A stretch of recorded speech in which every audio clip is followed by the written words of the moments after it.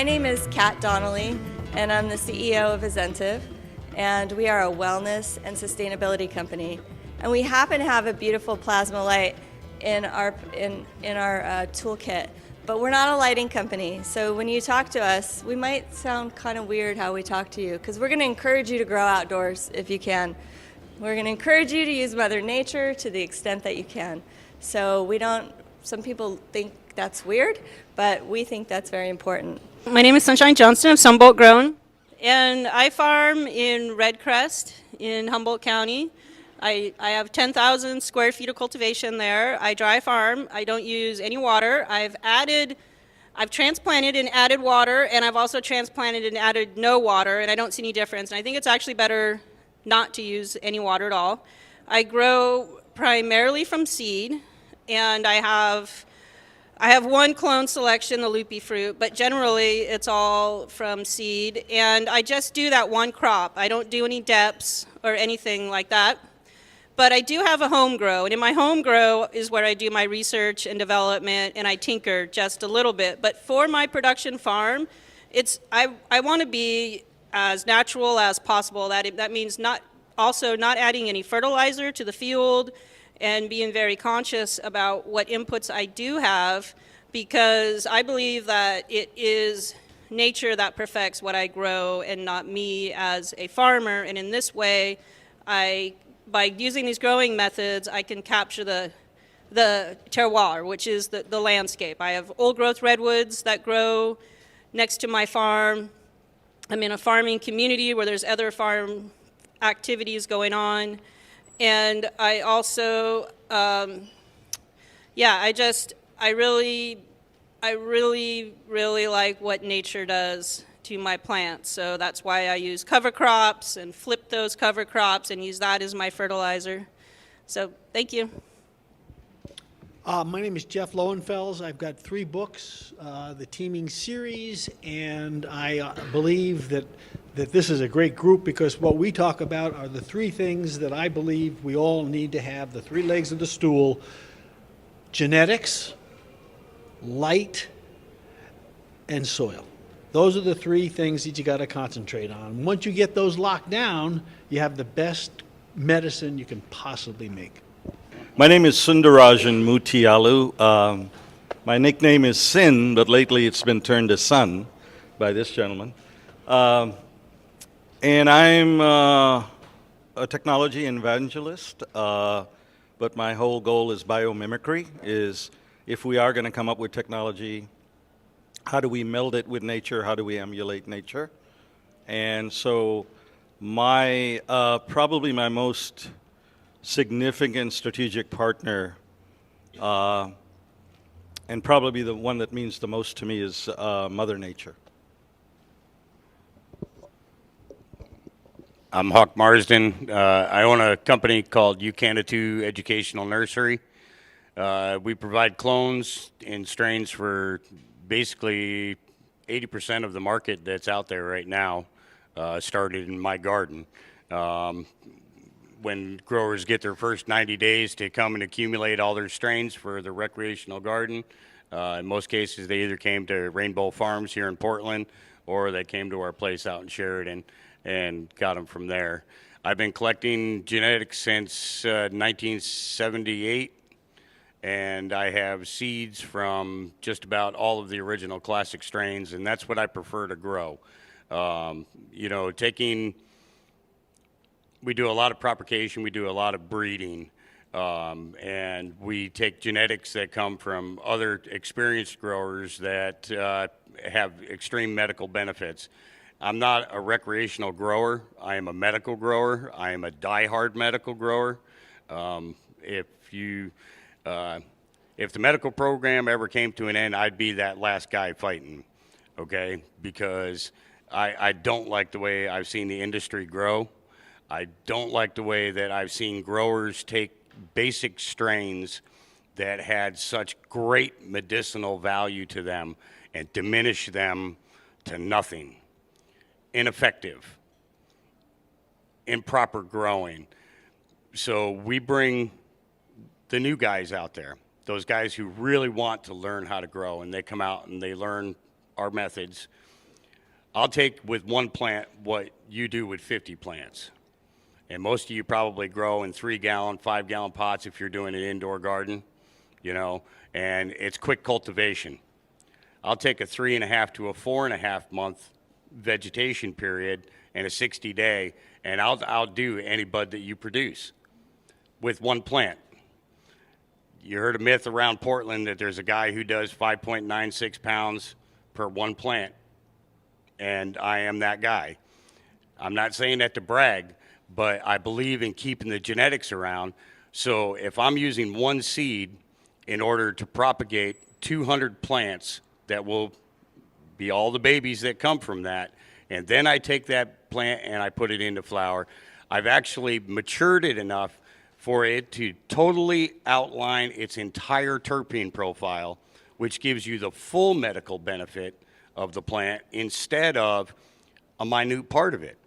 When you allow a plant to only get a foot tall or 2 feet tall, you're not giving it the ability to make that roadmap. Now, if you're going to grow outside, you know, then I agree. Every natural resource that is available to you should be utilized instead of all the synthetics and things that are going in, because when those synthetics go into your buds, it diminishes the medical quality. Why did you become a grower to begin with? Probably 80% of you that are sitting in here right now started off as medical growers. If you were a medical grower, show me your hand. If you're still a medical grower, keep your hand up. Okay? There's a difference in your buds now compared to what you were producing back when you were medical, isn't it? Something disappeared as soon as that recreational law came in.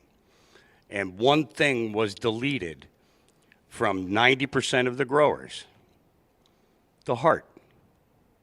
The heart went out of the plant. As soon as the heart goes out, that's it. Then you have to depend on what the plant can do and how quick you can do it and how much you can make as quick as you can. Now we have this overabundance and we're worried about whether or not we can ship it out of state and things like that. I got a perfect idea to do what to do with all that abundance. We got a lot of patients in this state that no longer have growers. Nobody cares anymore. You know, I'm the guy who's going to fight for that, you know, to get the patients taken care of and to keep the strains. Prime example, the Black Buddha. I beat prostate cancer 3 times in 5 years with RSO suppositories made from the Black Buddha. The Black Buddha were 2 land races, the Hindu Buddha that come from the base of the Hindu mountains, and the Black Domina, which is a predominant landrace strain of Africa. In crossing those 2 genetics, we were able to develop the Black Buddha, which we then in turn sold to Greenhouse Seeds in Amsterdam, who mass produce it so that it can be turned around and sold in seed form to everybody around the world to be able to produce that plant. And the one thing is, Leafly does not give you accurate information as to what your strains can actually do for a patient.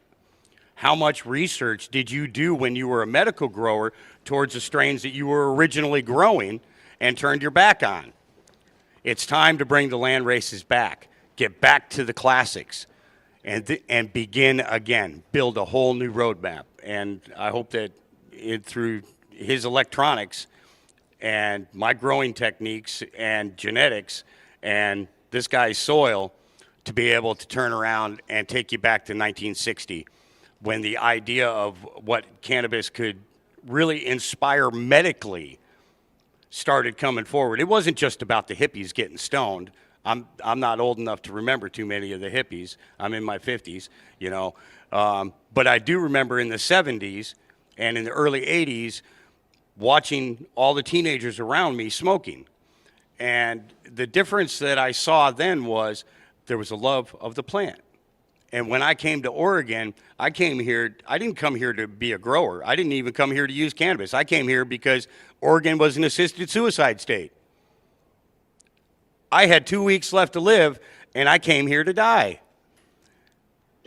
A guy came into my hospital room and gave me a cookie.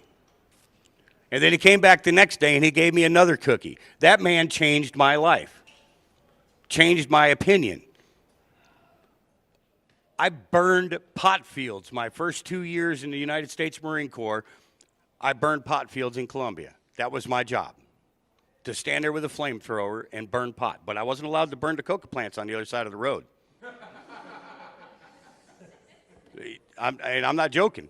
You know, it was that was my job. And you know what? I didn't have a problem with doing that, because what I saw in the 70s, going through high school and everything, everybody who was smoking pot was quitting school. You know, they weren't finishing school. You know, they were all hanging out in the park and things like that. But nothing ever dawned on me to the fact that it wasn't that they quit school because of the pot. They quit school because of the school. They quit school because of the teaching. Or they quit school because, you know, I can go for hours. But the idea is the land races, the original footprints. That's the only way we can get back to where we were. And that's where you guys as growers, once again, find your love of the plant instead of the love of the profit. Thank you, Huck.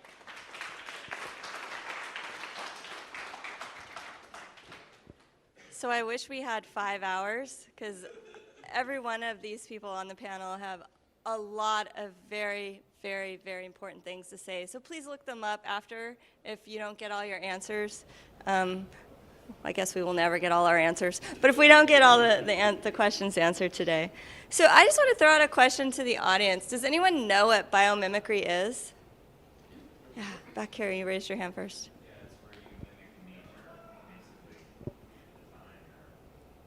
Exactly. So the definition of biomimicry, it's a noun, and it is the imitation of natural biological designs or processes in engineering or invention. And for us as a company, that's very, very important. There's examples everywhere. There's wind turbines that are based on the humpback whales, their design. There's self-cooling buildings based on the architecture of termite mounds. There's bullet trains based on the aerodynamics of the kingfisher. Lots and lots and lots of examples. And we think this is very important. They're everywhere. And so those of you that are growing in living soil, outdoor, in the sun, using regenerative methods, you're already doing this, because we all know in this room, you probably wouldn't be here today if you didn't know that Mother Nature is the smartest engineer on this planet. She knows what to do. She has it figured out. Why are we trying to dial it in? So that's kind of the point of today, is Mother Nature's figured it out. So we're going to do one question from each panel member, and I might cut them off just in case, just to let you guys know, just so we can keep things moving, because we do want to be sure to open it up to the audience. So we'll start with Sunshine. Sunshine, we know that land races are tied to their native bioregions. And, you know, not everyone is as lucky as you to grow right there where the redwoods are kissing your farm. Can you talk a little bit about the sun and the intelligence of lights and the connection to the cosmos? We talked a little bit. And what excites you about having the indoor sun in your world? I was actually been super hesitant about indoor lighting, but I do want to take cuttings of my seed plants, and I do want to preserve my genetics. So there was always this feeling of, okay, now if I can do some kind of a hybrid, if I can get the natural sun in there, and I overwinter. And I've done a number of years in my home grow doing just that, where I produce a food crop, essentially. I love having fresh buds 6 months out of the year. I use it in all my cuisine. I do infused honey, infused oils.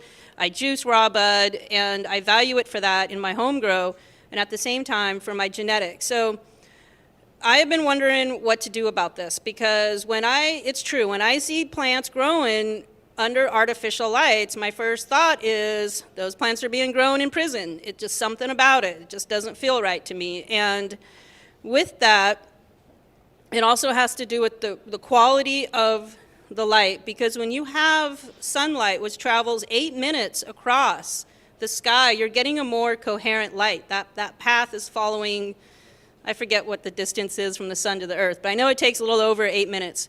Whereas when you're using electric light bulbs, that light can be incoherent. It's a different kind of light, and light is intelligence. Light is it's the biggest form of communication used on the planet. All the little microbes, things, anyway, in the ocean, but light is important, and there is an intelligence behind the light. So I have been wondering about what can I do for my genetics to keep them as close as possible to their truth, I guess, if you want to call it that. And I was wondering, okay, what am I going to do about this? Well, I finally lit up my room with the sun on demand, and it definitely made a difference. I was like, okay, I think I have an answer to my nursery. I think I have a future in this, and I can do this. And I've been using it for just a few months, really, not that long. And I've been impressed with the health of the plants and the way it responds. It's no substitute for the sun, but it helps me with overwintering and maintaining my genetics.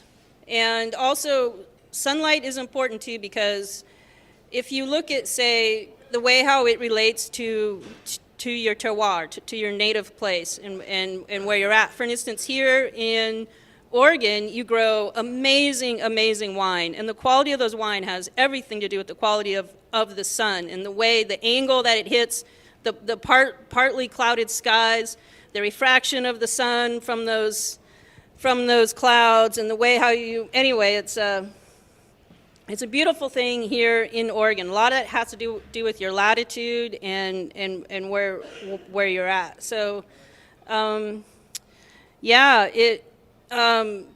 indoor light as well. The other interest that I have in indoor light is looking at the different frequencies and how can you use light frequency for healing and for medicine, for your plants and also for yourself.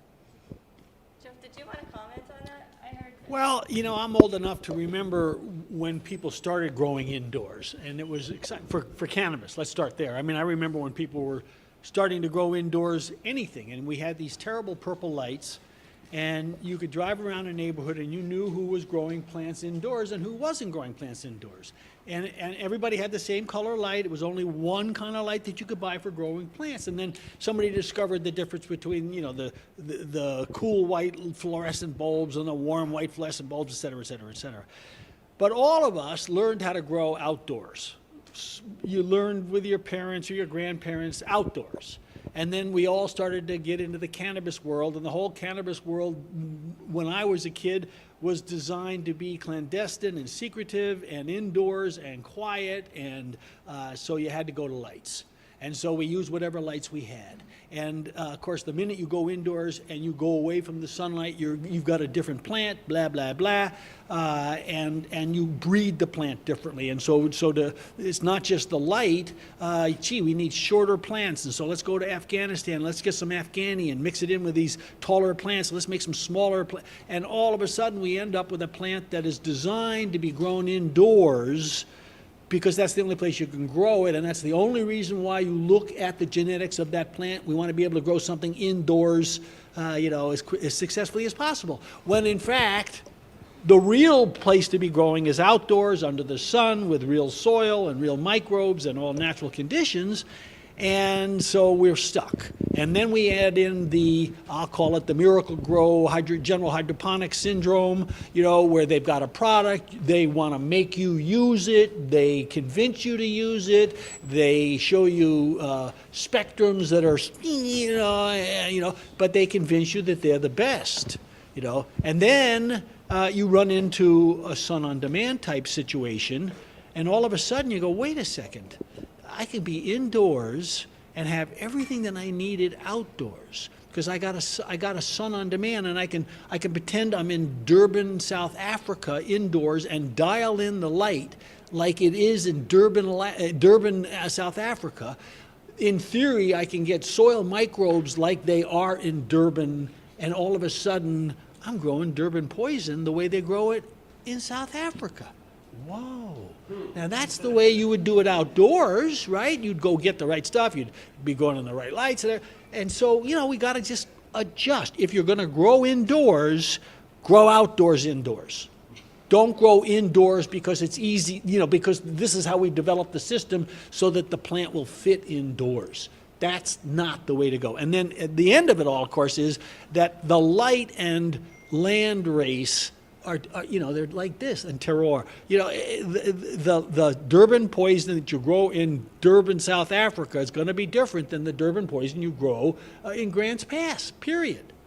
But if you can dial in the light the right way, et cetera, et cetera, et cetera, and to go back and just tie it all together, this idea that we adjusted our plant so that we could grow it indoors, we adjusted our lights so that we could grow them indoors, has resulted in a plant that's not what we really want. It's not the medical cannabis that we started out thinking we were going to get.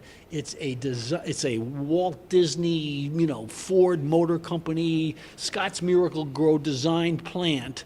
One size fits all. If you can change it a little bit, fine. You can paint it different colors. But it's one plant fits all. It's all got Afghani, you know, and it's all designed to fit indoors. Once we start to figure out how to design the plant for medicine, forget about the fact that we're indoors, we're going to be winning. And this light lets us do that. Teaming with microbes lets you do that, you know, and we're there. We've got all the tools that we need. So, Do you want to comment on that? It's one. So yeah, I put the light in my greenhouse, and I have a couple of 25 by 40 hoop houses, and I do black tarp them, but it's white on the inside, black on the outside. And I sectioned off 3 sections. I put in 3 LEDs in one section and put in the same strains as what I put in under 4 Gavitas. And then I put in Sun on Demand. Now, the first thing that I noticed is in most indoor grows, the first formation that you get is the crown of the bud. It gives you a nice little rounded off crown. It's when all the hairs start coming up, and you know that you're in the beginning of the budding cycle, correct? Everybody seen that before? Okay. But with the Sun on Demand, it came up just like it does in the outdoor part of our garden. The bud formation began like where it's a very wide spread in the hairs and the body buildup of it. And all the flowers that are growing underneath it are growing no different than when I grow them in my field in the middle of the summer.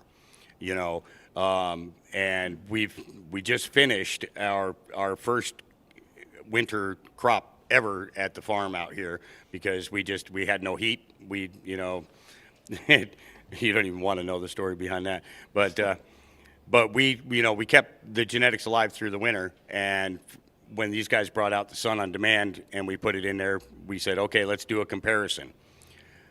And it was very apparent this Wednesday when we had a group of people come out to the farm, and you could see the same 3 strains underneath 3 different lights and what the production value was.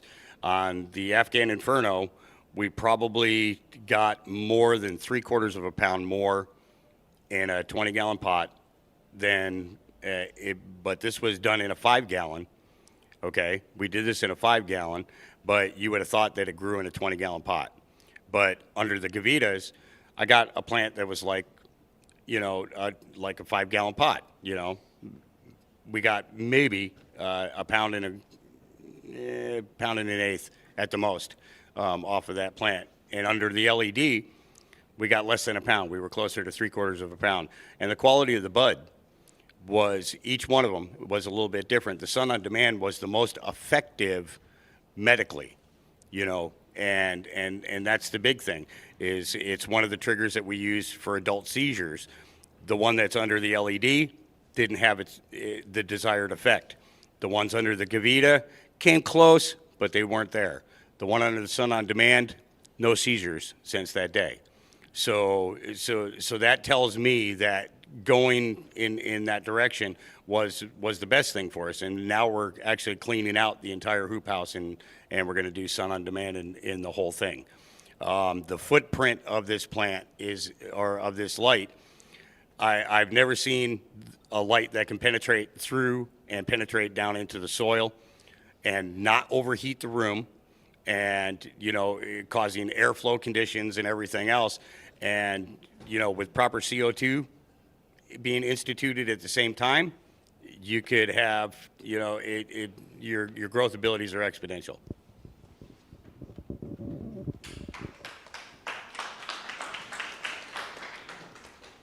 So I feel a little sheepish because this is not intended to be a commercial for the Sun on Demand. So maybe I'm going to bring it back to another topic. We're really, really telling you the truth when we say if you can grow outside, please do. Use the natural resources. So please don't take this as a commercial for the Sun on Demand. We're just, as a company, looking for biomimicry ways to support those beautiful outdoor growths. So I'm going to bring it back to something that I've been thinking about a lot. And, we've been watching this industry for a while. It's very important to us as a company, and I think to most of you in this room, that the small, original farmers get to maintain their lifestyle, get to maintain their plants and what they're doing. So I'm going to kick a question. I think I'm going to start it with Jeff. What do you think is the best way we can preserve the small farmer and the small grower and stop this from being something where Anheuser-Busch comes in or insert X big company comes in and takes over? How are we going to work together to preserve that? Well, my standard answer is we grow the best medical cannabis we possibly can, and we'll win. Because that's not what Anheuser-Busch is going to do. They're going to grow the most efficient, cheapest, standardized stuff. It's going to be just like the beers versus the craft beers. You've all heard that stuff. And obviously that's true, and I still stand by that answer. But the more I think about it, I think we have approached this whole medical stuff and recreational stuff from the viewpoint of trying to convince people we thought didn't want to do this. And so we came up with this idea that, we'll smoke and pay for your schools.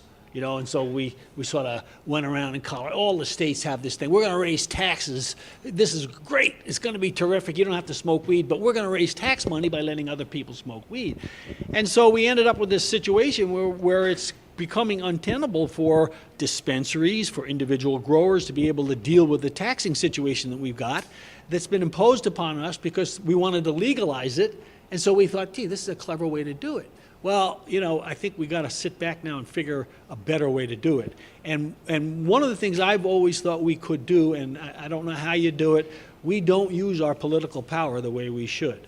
We have a day, 420 day, where we party, where every single news journalist in the country wants to write a story. Half of them do. They all use the word marijuana. We've talked about this idea of using that day to come up with, this is the day everybody switches and starts using cannabis and doesn't use marijuana anymore.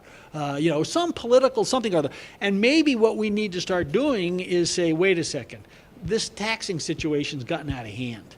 This is a plant. You don't tax tomato plants. You don't tax marigolds. Why are we doing this to ourselves and taxing the cannabis? We want it legal. We want to pay a fair share, sure. But, the tomato growers pay a little teeny tax. They don't have a 280 situation. And maybe what we need to do is figure out a way that everybody who goes into a dispensary on August 1st or whatever the date is around this country sends a note from the dispensary to, whoever we need to identify and start applying the kinds of pressure that we need to apply as a group. We need to come together to protect the individual farmer and individual dispensaries. And I think we need to use our political power, and we are not doing that. We party, we don't power up. And instead of partying up, we need to power up. We are the largest single group I can think of in this country. We have mega people and non-mega people. Doesn't make a bit of difference. We are united behind this idea that we want to be able to grow cannabis legally and not have the government screwing around with us. So that's just where I come from. And the unfortunate thing is, that there are so many other problems like the abortion problem and everything else that gets in the way of all of this stuff. At some point in time, we got to come together and just say, we can do this, let's do it. So I don't know how we do it, but somebody needs to organize it and put it together, and I'm too old to do it, but maybe Sunshine can. I will say that having grown up in southern Humboldt, back in the day, no one really had any money, and it was during that time of not having money that we actually created our own institutions. We had our own community safety net that we did it ourselves. And how we did it is we formed a community radio station that would tell us when helicopters were flying. We had the Mateel Community Center. We had a healthcare. We still have these. And we had community schools. And we also have a community credit union. And over the period of the past 10 to 15 years with the Green Rush, we've seen a corruption of money in our community. We've seen our nonprofits actually have a difficult time. And I'm hoping now that through our farms, we can return that back to our nonprofits. The problem that I face with taxation as a farmer is that, and I knew this going into it, I'm like, you're a farmer and you are at the bottom. Everyone is gonna take. To quote an Anthony B song, everyone wants to raid the barn, no one wants to grow the corn. And this is, this is a very real reality. So what happens is the taxations get kicked down to us. Us as farmers, we are the credit for the entire industry, and we can't get credit. Everyone is borrowing from us as farmers, and it is very challenging. So it comes back to the taxation. Okay, so the retailer wants to take 50%. Oh wait, it's not quite 50, it's a little more than 50. Oh, why? Because, they're kicking the tax down to us. And this is true for all farmers across all industries, but the government didn't really see it that way. There's been this concept of greed. Growers. This whole concept of, they're making all this money, and we have had to pay a cannabis rate for everything across the industry. You go to the grow shop, we have to pay more for our beneficial insects than anyone else. Why let them do it have to to. us? Okay. Why? Well, yeah, that's the question, isn't it? So it is a challenge with taxation. In California right now, they are looking at withholding the cultivation tax till 2020, and that will help. But it's also important when we're thinking about our companies and our farms and our businesses that our farms can represent a cause, and that cause can benefit the earth and benefit the world. And so be thinking, because I was raised by activists. We grew and we saved redwood trees. We helped indigenous people. That's what we used our profit from growing. And that's the same thing that I'm going to do. The other thing I want to add, and Hawk is very modest.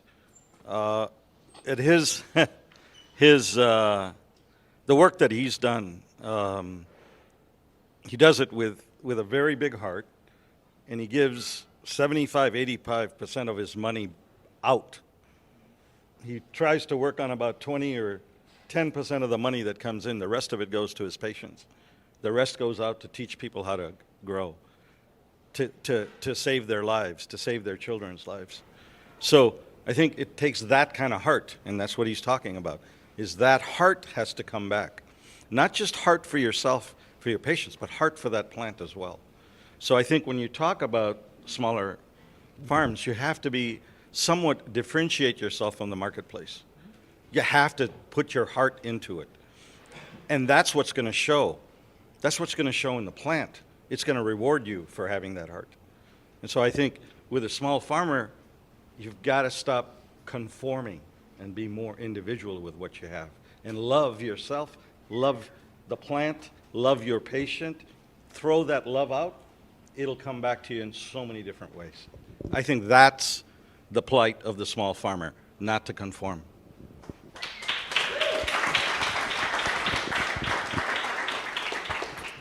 Okay, so now's the time to open it up to the audience. I agree with you guys in terms of what you're talking about in terms of the small farmer.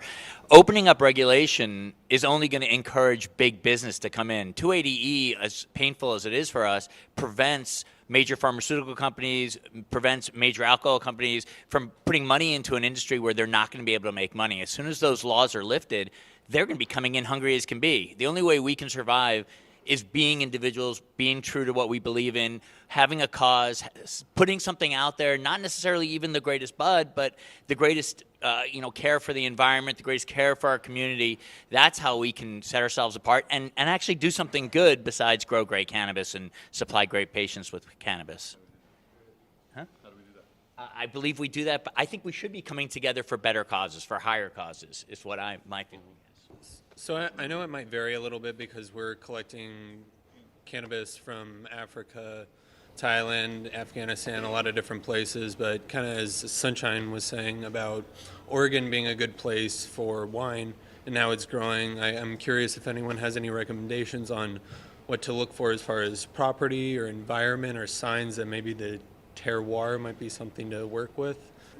He's asking about looking for land here in Oregon to produce amazing, great cannabis. And I would say, too, that historically, Williams has quite a long history of farming there. They have a lot of tradition, and that's one place that I would look at is where do you have the culture and the growing communities. And dry farming is amazing, and they dry farm a lot of grapes here in Oregon. And they also have small vineyards here in Oregon. You got Oregon's in between Washington and California. They just have these 1,000-acre vineyards, but Oregon's kept it small. And there's a message for us in that, in how they do the wine here, and the dry farming as well. So I would look also, you have amazing volcanic soils here. And a lot of those soils, I mean, if you're looking at, you have oceanic volcanics mixed in with terrestrial volcanics, and there's a lot of complexity in the soils. So you have very good farming here for sure. And then looking at you definitely want to be looking at your south face and looking at that aspect. And then as far as humidity and dryness goes, I grow where I have high humidity next to the river, and I like that for my terpene development. And so that's the other part where if you're in a hotter climate, you might be getting drier air. And then that drier air, it could possibly raise your potency, but it may blow off some of your terpenes. There's challenges in growing in high humidity with mold. And so that's also can be a problem if you're trying to grow for flower, but not so much if you're trying to grow for amazing whole plant hash medicine that is really good. So it just depends on what you want to produce. Oregon is extremely unique because of the difference in number one, climate. Height, elevation. Different regions get extreme amounts of water and things like that. We went out to Sheridan about 3 years ago. I was up in Oregon City. The difference between the water table, how clean the water was that we got to use there, in comparison to what we had in Sheridan. The Sheridan property was, when you pH the water, you got between a 5.8 to a 6.0, and that's straight up out of the creek. And so that means that the water table that's underneath my ground there is basically less than 6.2 in the pH level. But you also need to pH your soil out and things too to find out what levels you have there. That's why hydroponic growers amaze me, is because this plant never grew in a creek, it never grew in a river, it never grew in a lake, and it never grew in the freaking ocean. Okay? So, I'm sorry, it just never happened. So, disconnecting the plant with Mother Earth, you're losing that 25 to 30% of properties that normally you would get from the microbes and bacteria that you get from the soils. Oregon is rich with medical ground.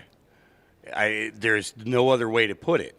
All the way up until 1934, a horse could walk out to the edge of the field and eat a bud off of a plant and heal an illness. A cow could do the same thing. Sheep, everything. Animals lived a lot longer in the early 1900s because the animals went naturally to the hemp and the cannabis that was growing freely. you know. So Oregon has its very own distinction in the way the sun comes through here and then the way the moisture comes through here.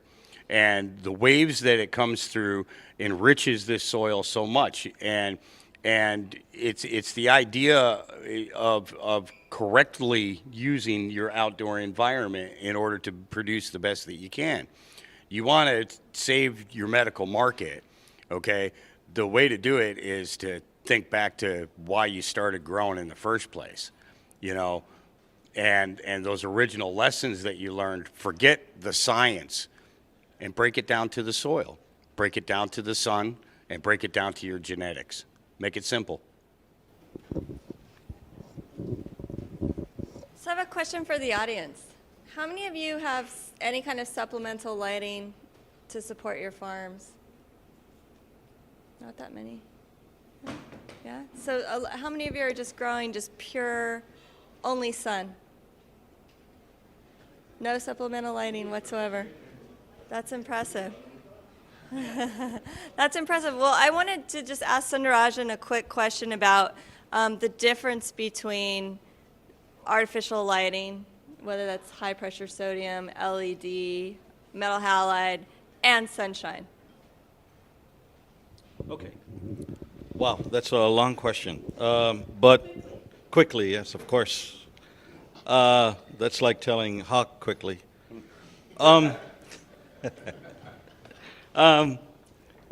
So,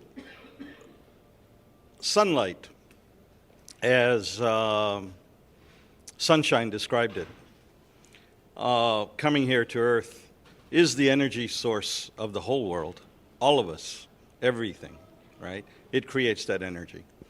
So we definitely, as Kat said, want you to grow outdoors if you can. But if you can't, then doing with HPS or LEDs is probably the worst thing you can do.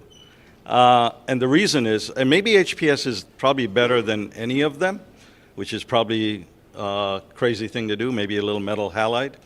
But that would be like feeding your children whatever they like, the most favorite thing, all the time. Let's say it's just strawberries, and that's all you do is or potatoes.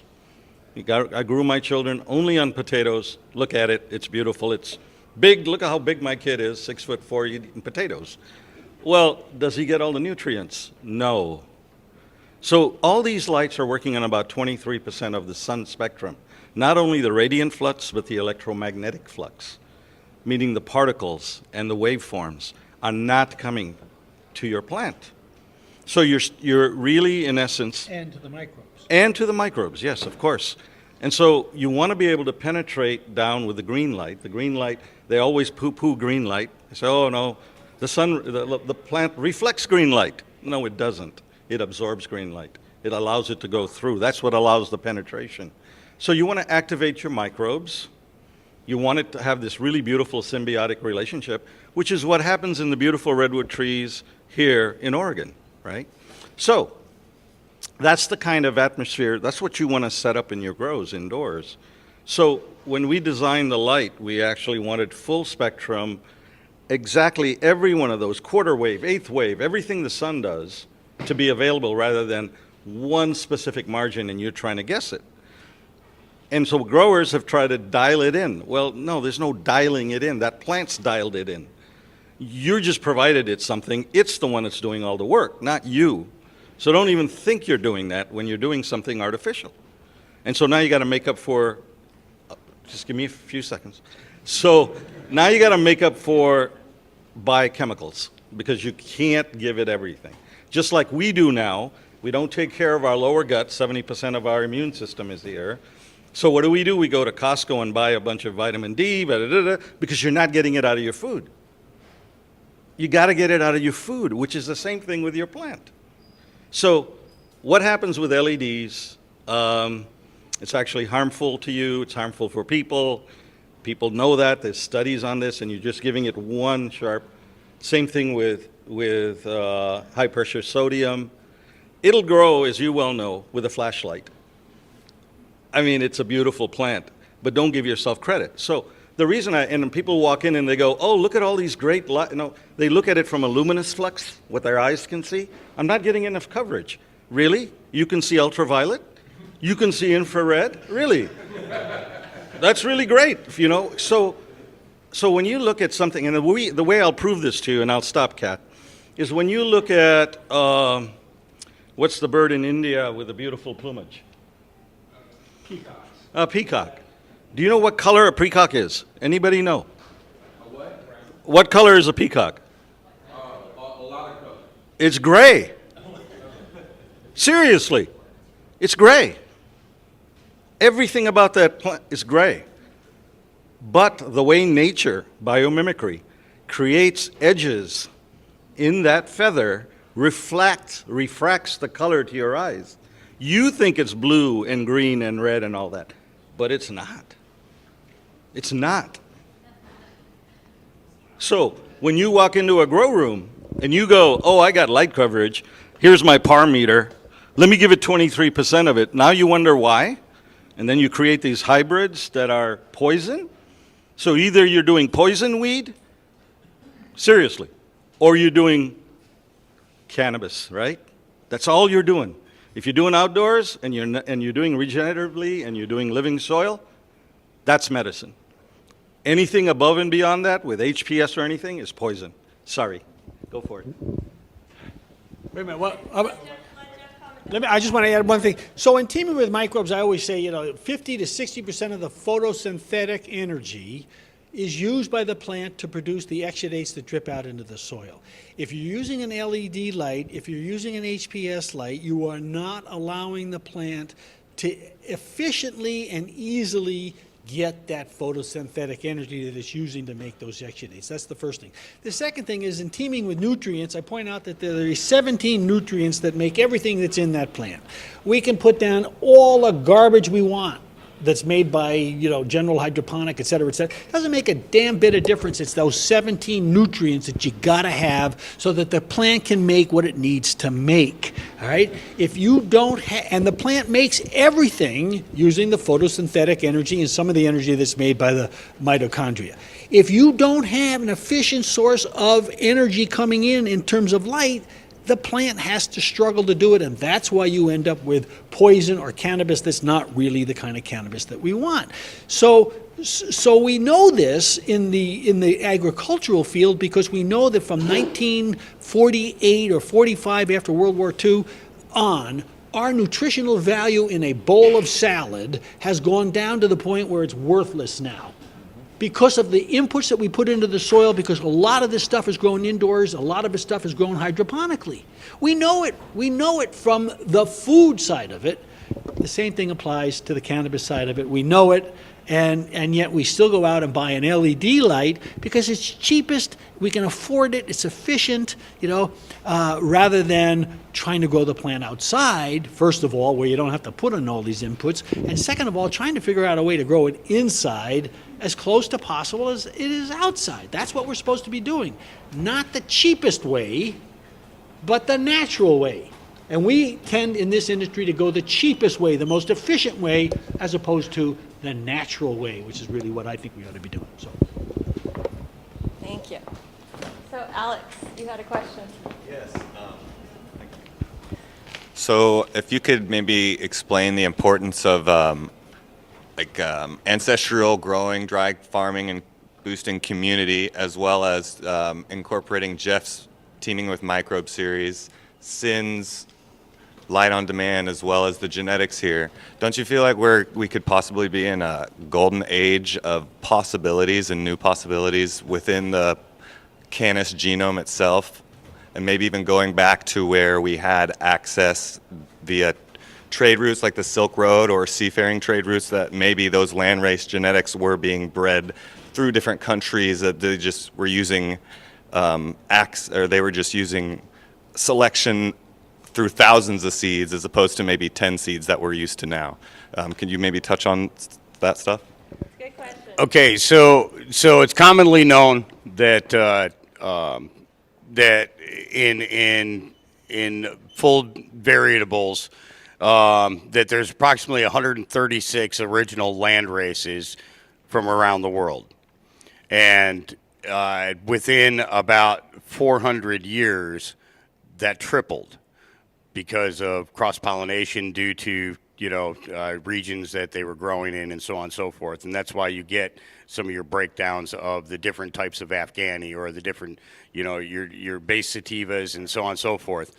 One of the pure strains that I was able to locate was called La Juanita Lagrimosa, Jane the Tearful Maiden. I went over to Spain. I spent 90 days over there. I worked with a cultivator just outside of Barcelona. He actually gave me the entire history of that strain, and it dates back to the plague, first getting to Spain, and a nun in a cloister had been growing the La Juanita. They used it as natural medicine. It grew inside the I don't know what you call it, the courtyard of that convent there. And when she saw the signs of the plague in the fisherman's village, she went up there and stripped all the leaves off of the plant, boiled them in water, and went down and served that tea to everyone.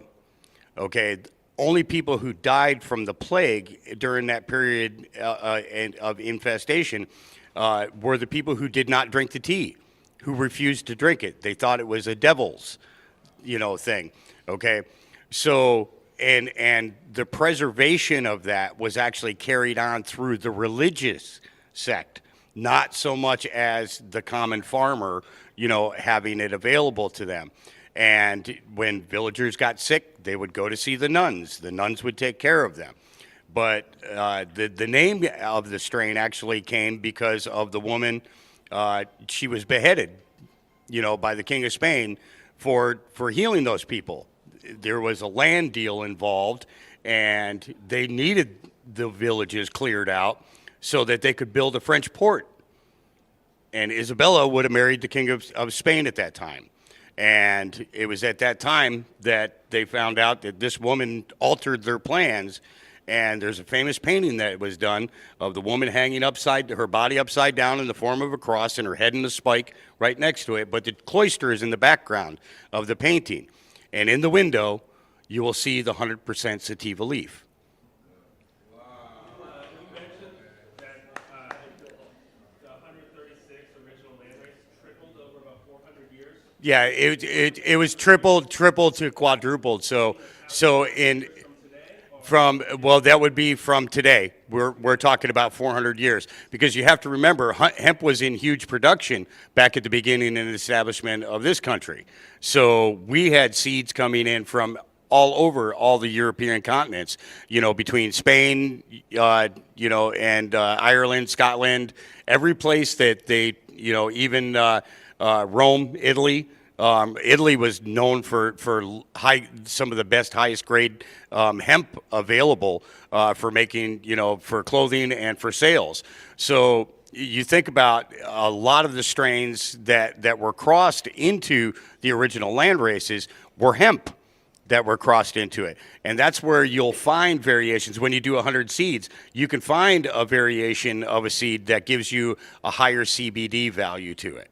So it's important that when you get the plant to this tall, that you take a cut of it, grow it out, do a quick flower of it, and get a CBD value on it, get your THC values, find out what your CBG values are. With having the laboratories available to us that we have today, we should be able to break down all of the individual cannabinoids to a point where there's not an illness on this planet that we can't fix.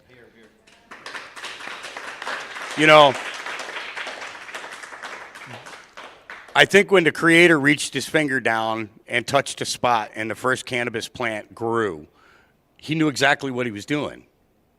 Okay? And up until man got in the way in 1928, man got in the way. Okay, I don't think our federal government should collect any taxes. I don't think our states should collect any taxes. I don't think our police department should be using any money raised from this, okay, because they lied to you. For 75 years, they lied to you. They took this out of a doctor's hands, okay, so that they could push a pharmaceutical industry that has done nothing but cause harm and cause macular degeneration to the human genetic. that is today, and we need to take it back. What have you seen the light do for your genetics? Just curious. My Panama Red came out like Panama Red. And I'm talking 1974, 1975 Panama Red. And if you came out to the farm, I would smoke some with you, and you'd be happy you met Panama Red. Okay, this is the one thing, you know, the difference between, okay, when you put a plant outside for the first time, okay, generally within 7 to 9 days it starts to, you know, you're starting to get your boost growth and everything, but it can take you up to 30 days to finally get a sex on that plant, unless you're using something like Phylos, okay? But I can't recommend laboratories for sexing, okay? There was a point that I thought I could, but I cannot do that. I had an 80%, you know, success, you know, rate. No, it was 80% success rate with getting females out of the seeds that we were, you know, that we were germinating for the first 2 years. But as soon as the recreational kicked in and everybody was doing it, I think time became a constraint. Again, it boils down to profit. Last year's test results were 90% inaccurate. 90%. Okay, now you think about that. I grow for 23 patients that we have cards for. Everybody else gets their medicine for free. All the excess that we grow on our farm, I sell plants. That's what I do. I don't sell buds. You will never see my buds. You'll see my strains in the dispensary, and if any of you have ever smoked or consumed the Strawberry Express, that was designed for adult seizures. It works. I created it. I worked my ass off in order to do it. And I don't care who takes credit for it, but the original name was Strawberry Choo Choo, but they wouldn't let me use Choo Choo. It's Mazara Sharif, that's the landrace of Saudi Arabia, crossed with the Time Wreck from Southern California. That's a natural grown mountainside plant, okay, and then infused with Kyle Cushman's Strawberry Cough, okay. I went from having 18 seizures a day to maybe 2, maybe 3. And that's it. And now, after continued use, I make an RSO from it. I do a 1/4 gram of it every morning, and I haven't had a seizure, you know, well, I have one periodically, you know, and it's generally due to stress when I get overexcited. But my question goes back to the theme of today's talk, which is the preservation of landrances. There seems to be out of prohibition into this becoming more of a medically accepted therapeutic agent, to almost like a green rush towards crossing landrances with other strains to then achieve a certain outcome with certain pathology. Right. And with that said, just to use your example, sir, a little bit earlier with Greenhouse Medical, you see these companies, these genetic banks going to places like Congo and Brazil and Colombia and taking these landraces and then patenting that knowledge later so that the indigenous people that have been growing this for thousands of years are now having to buy this back from the rich world. So with all the amazing benefits that preserving these landrances bring to us, how can we also ensure that when you think of the war on drugs and the people disproportionately affected by this prohibition don't suffer because we're so busy preserving them that we're actually extinguishing them by crossing them? You want me to go on that? Yeah. Okay. So I do tissue cultures of all of my genetics. I have 2 refrigerators that are completely filled, and I will keep them preserved for as long as possible. And I have 132 of the listed 498, you know, strains that are available. And we do breeding, and we do that intentionally to zero in on effectiveness. Okay, a prime example for you is I brought back a pure Afghani when I came home from the Marine Corps. We won't have too much of a conversation about that. But it was the best pain reliever, down-to-earth pain reliever that I ever grew.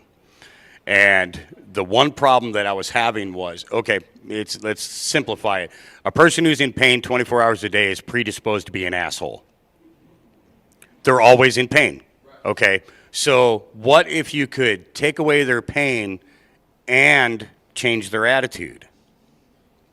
Because if you can change the attitude, then you bring the socialization back, which communication and community help to rebuild and regenerate and rehabilitate the individual. Not that you have to hold that person up or hold their hand, okay? It's just through common communication.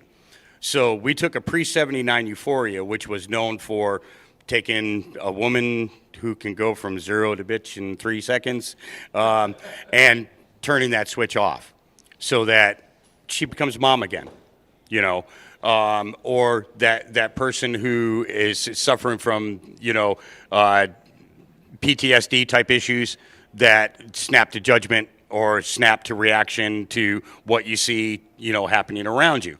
So the idea of it was take away the pain and change the attitude. Well, we achieved that goal in creating the Ugani, and that was crossing those 2 strains, both of which are landrace strains, and then leaving it alone. We left it alone after that.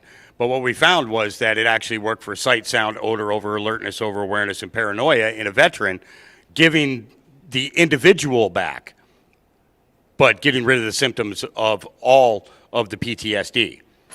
So there's a certain point where you should cross, you know, and try and find an effective change, but there's also a certain point that you should allow it to go. It's things should not, after something's been crossed, you know, you cross it back to ensure that you have a stabilized pheno out of it, and then at that point there, do testing. You know, so when you find something that works, test it on other people that have the same type of issues and see what the reactions are. As growers, what you should be doing when you take a strain into a dispensary, make a little cards. Okay, so that when a patient goes in and gets your product and takes it home, that there's 10 questions on there. And you tell them, listen, if you answer all these honestly and you bring this back in or mail this out to us, okay, the next time you go in, you're going to get 10% off or 20% off of your product. But over a 30-day period of them testing your medicine, you can actually pinpoint what works and what doesn't work. But what you're going to find is that by going back to the original landrace strains, you can actually target better. So the other part of that, to answer your question, the land races have a whole lot of history and have been used by wise men and medicine men from my part of the country, of the world, to China. So to go back to that gives you a reference. And sort of like the sun on demand takes you back to the sun, which is your reference. And if you can get the terroir, there's your reference.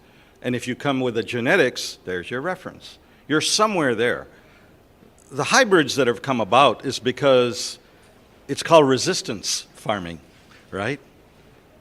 Because you're resisting nature as you go. When you go indoors, you're resisting nature, so you have to do something else. So now you've got to take an Afghan and you've got a 28-day cycle.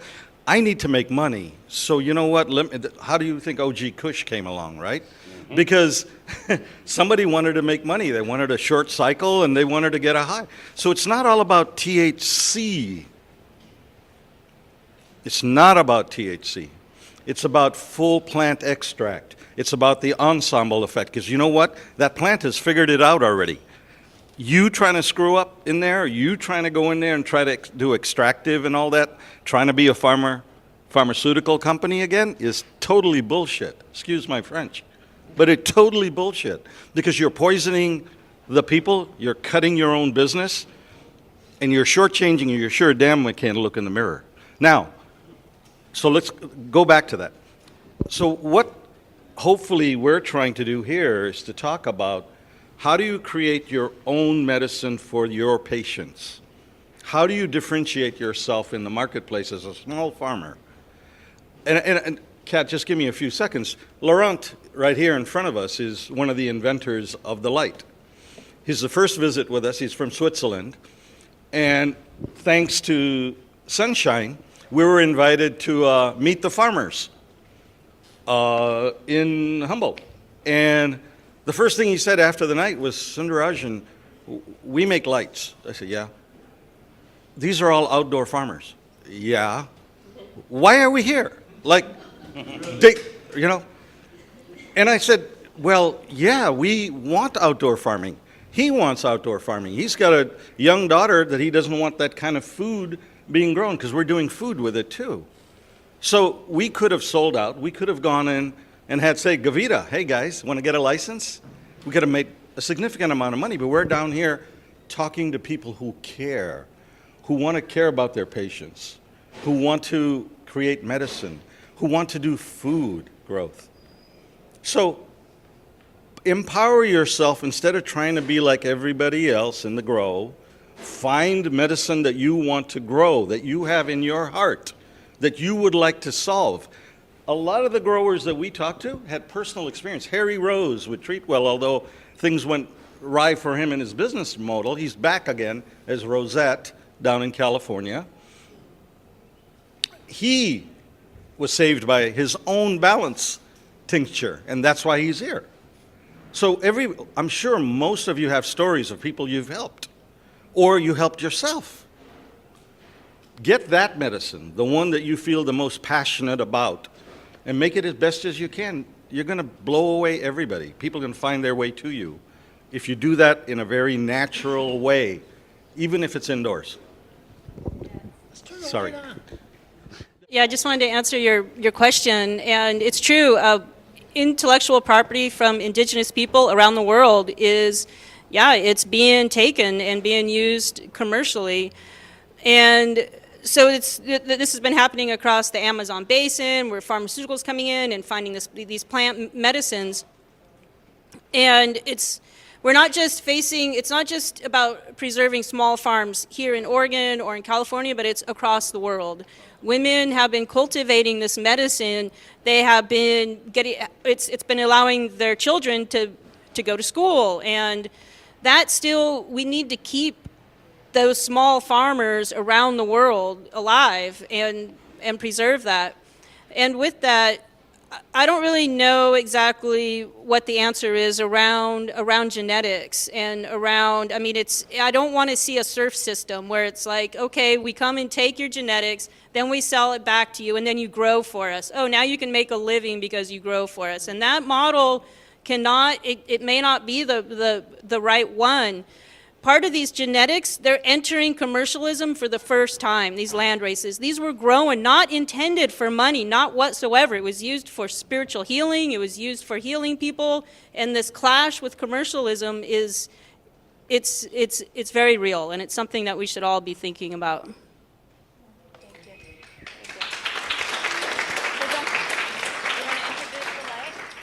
Well, it's pretty obvious that we all agree. We want to have great genetics. We want to have great light. We want to have natural soils. It just makes sense to do it that way.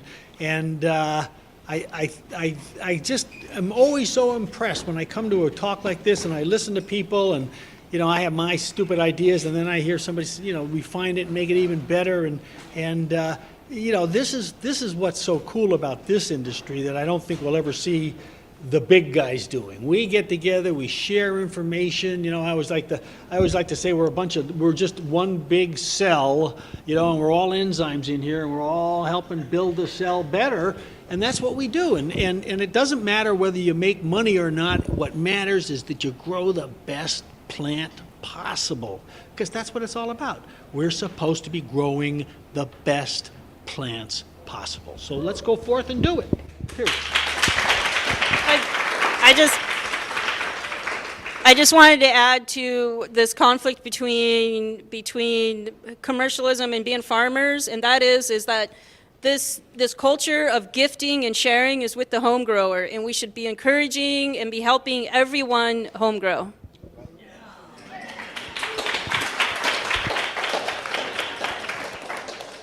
Okay, so I'm going to add to that. So I have a new book coming out on auto-flowering cannabis, because I think that now that we've got the stigma going away and that it's becoming legal in all the states and in Canada and Bolivia and every place else, it's the next tomato. This is the plant that my mother will grow. When snap peas came out, what I say is once or twice in a lifetime, a new plant is developed for the home gardener. snap peas. Oh my God, now there's 15 different kinds of snap. And I might add, I think it started right here in Oregon. Auto-flowering cannabis gives you the ability to grow from seed to flower harvested 7 to 9 weeks.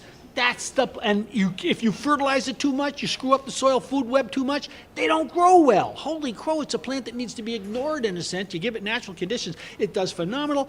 They've improved the genetics. Now that we've got lights and things that we can even make them even better, this is the plant that my mother, my sisters, I don't have sisters, will grow at home because it's just like a tomato plant. So it's coming, folks, and the home gardener we need to support. So there you go.